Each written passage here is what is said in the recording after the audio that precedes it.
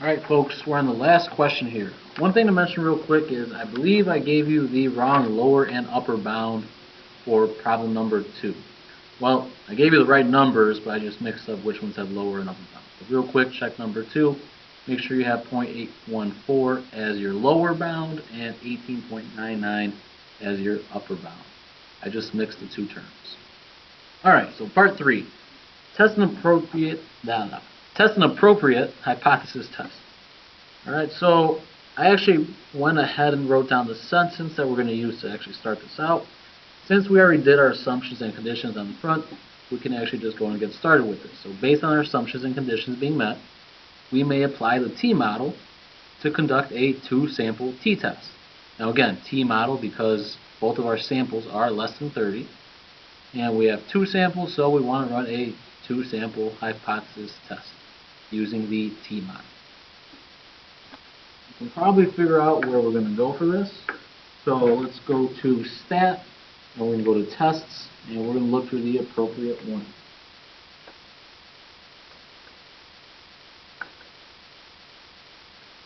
My option is number 4, two-sample t-test. Hit enter.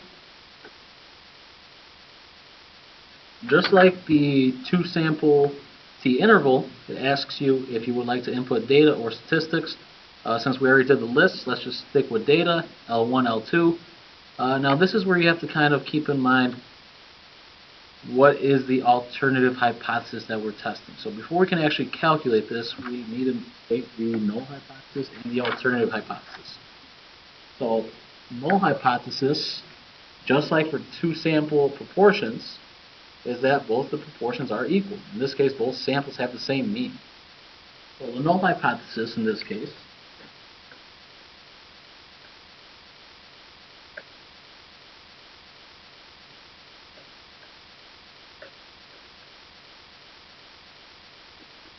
is that the mean for the mu program is the exact same as the mean for the control group.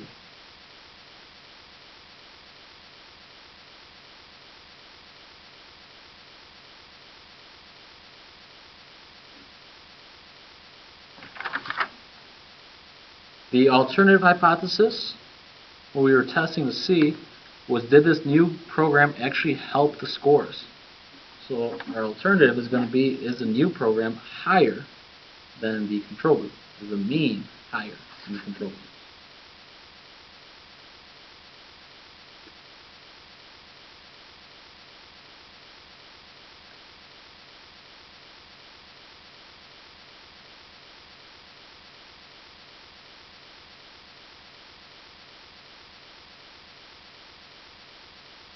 Remember, when stating your hypothesis and your alternative hypothesis, your null hypothesis, you want to add some sort of sentence to describe context. So to the right of this, a quick little sentence. So for that null hypothesis, the mean scores with the new program is equal to the mean scores of the control group. And for the alternative, the mean scores of the new program is greater than the mean scores of the control group. All right, I don't have much space here, so I'm going to skip that step. If you have space on your sheet, please go ahead and write that. All right, so we mentioned what type of test we're going to run. We mentioned both of our hypotheses. Now we're actually going to go ahead and run the test. So if you look at this over here, on the left, we have a couple options. We have not equal to, we have less than, we have greater than. Make sure you pick the appropriate one. So I know for L1, I did the new program. L2, so I can actually click that third option that says mu1 is greater than mu2.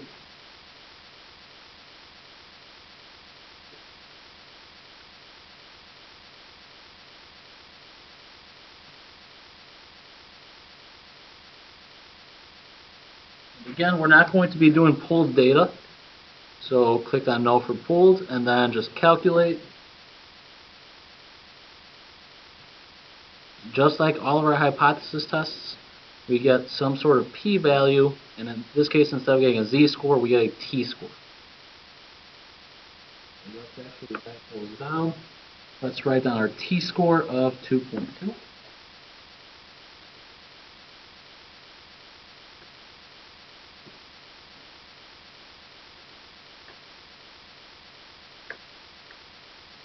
p-value of 0.033.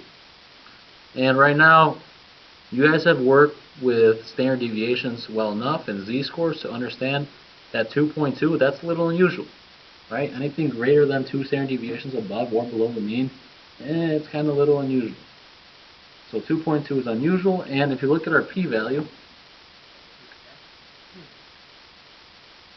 lower than alpha, which is kind of our typical level of significance, to actually see if something is unusual.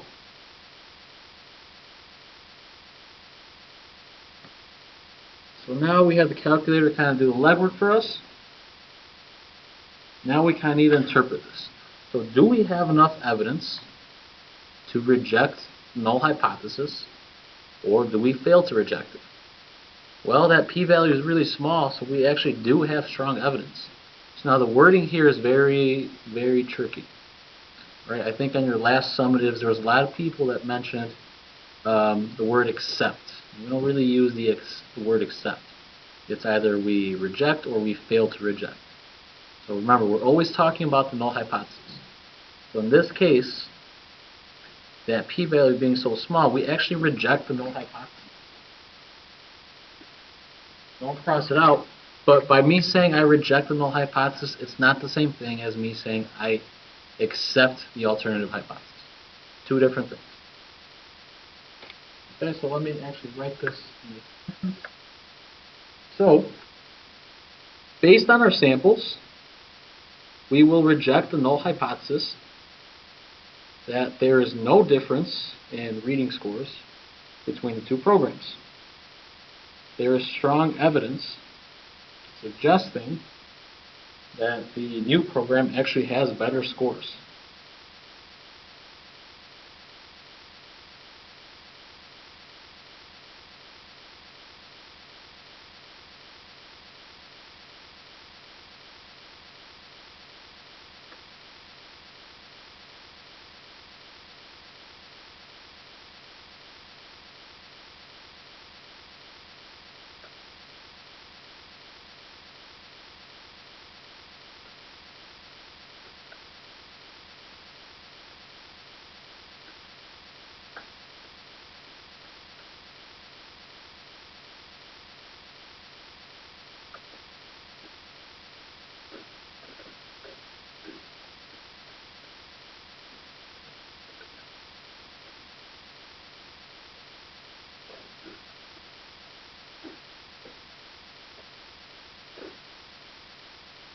So first thing, mention whether you're rejecting or failing to reject, have some context, then also mention some sort of evidence.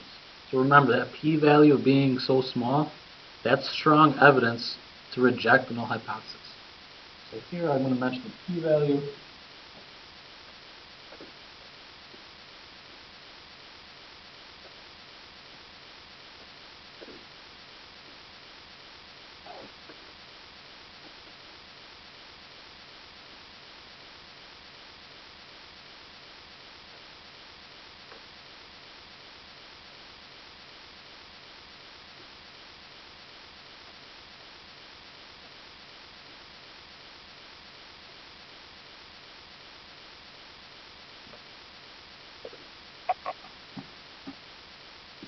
Alright, so to kind of conclude, we had two samples way in the beginning, two different samples. One was a control group, one received different methods of reading, different teaching methods for reading, and the statistics that we calculated actually just straight up showed that the group that got the new methods of teaching actually had higher averages and smaller standard deviation. Using the hypothesis test and confidence interval, we were able to calculate that this, in fact,